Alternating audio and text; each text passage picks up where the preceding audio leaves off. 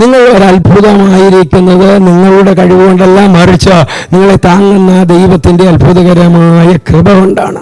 നമ്മുടെ വിജയങ്ങളിലും ജീവിതത്തിലെ ഉയർച്ചകളിലും പലപ്പോഴും നാം നമ്മുടെ കഴിവിനെ പ്രശംസിക്കാറുണ്ട്. എന്നാൽ സത്യത്തിൽ നമ്മെ വീണു പോകാതെ കാക്കുന്നതും മുന്നോട്ട് നയിക്കുന്നതും ദൈവത്തിൻ്റെ അളവറ്റ കൃപയാണ്.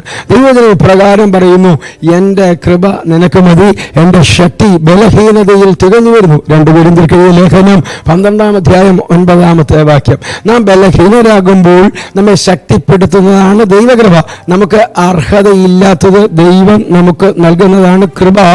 നമുക്ക് അർഹമായ ശിക്ഷ ദൈവം നൽകാതിരിക്കുന്നതാണ് കരുണ.